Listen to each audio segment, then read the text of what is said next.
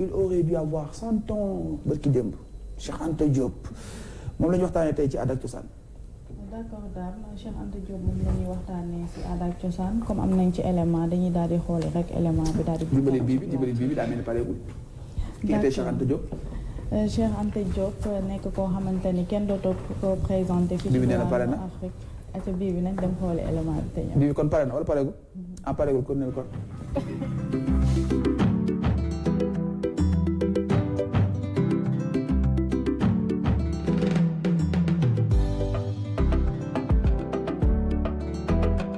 Je vais vous parler de Cheikh Anta Diop. Cheikh Anta Diop est né le 29 décembre 1923 à Tietou et est mort le 7 février 1986 à Dakar, toutes deux des villes du Sénégal. Il fut scientifique de formation, historien,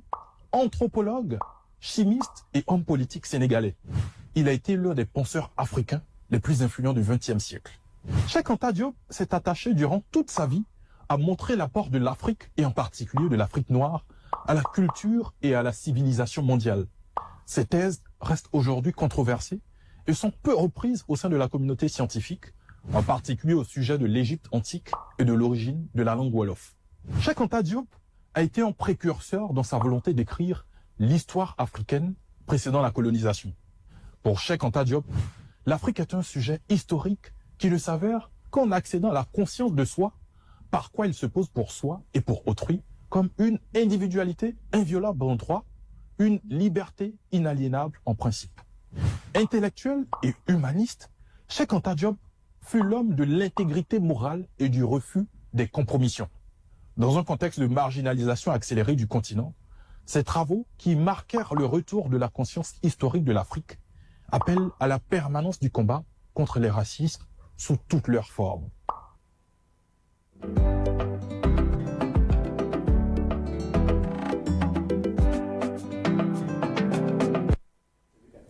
Voilà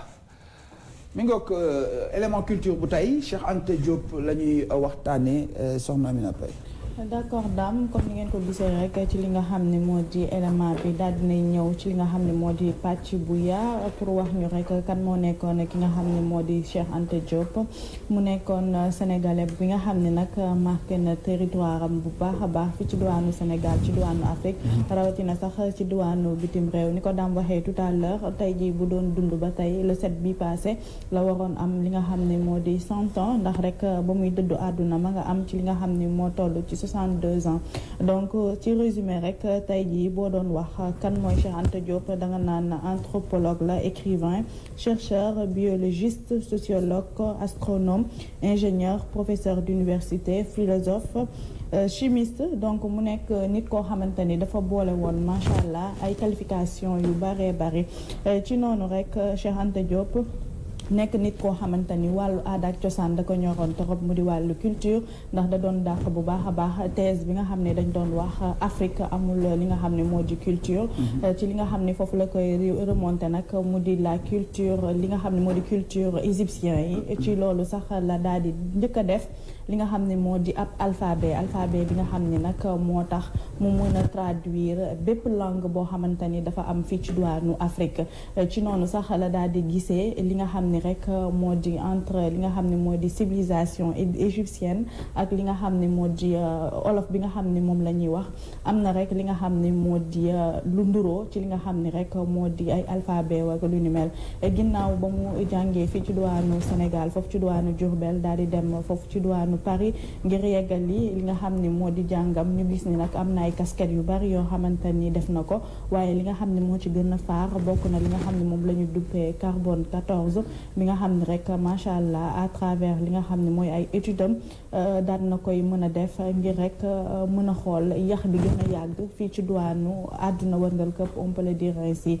ci noonu ba tey rek Cheikh Anta Diop nekk koo xamante ni comme ñun wàllu culture daf ñoo intéressé bu baax a baax bind na ay livre yu baree bari ci li nga xam ni moo di cursusam bu fekkee sax da nga koy wàññi li nga xam ni moom la bind ci ay roman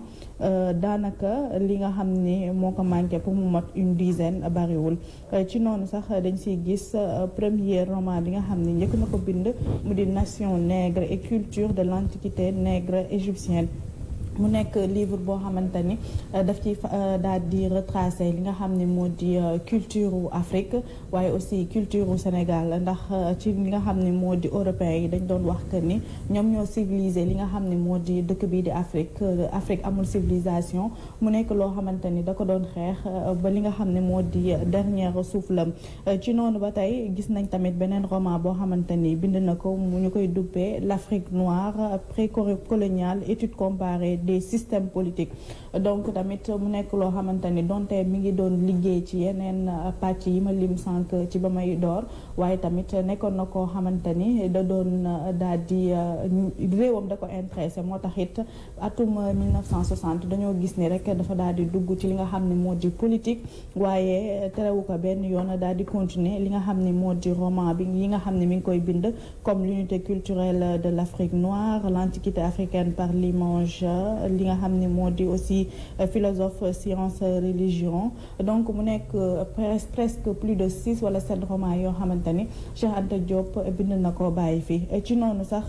pour daat koy li nga xam ne mooy daat koy honoré ci li nga xam ni moom la fi def am na sax ay bërëb yoo xamante ni tuddee nañ ko lu mel ni tey rek université Cheikh Anta Diop bu Dakar bi nga xam ni sax moom nekkoon na ci boobule université à l'époque ñu ko doon wax université de Dakar rek ginnaaw sax bañ ko daal di baptiser daat koy jox li nga xam ni moo di turam am na sax ab mausolée bi nga xam ne nekk na foofu ci diwaanu Ceytu bi nga xam ne tamit daat nañ ko koy duppee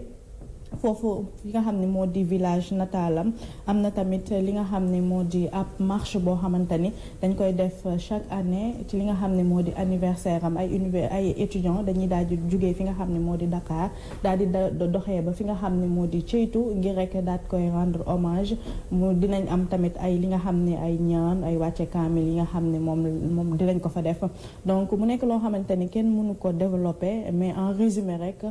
kooku résumé woo de da ngaa développé de. non li nga jàpp ne résumé la du résumé de. non mënoo ko développé Cheikh Anta Diop li mu def lépp. ci tu as touché à tout. dama jël ay pàcc rek. Cheikh Alma Tama gi foofu.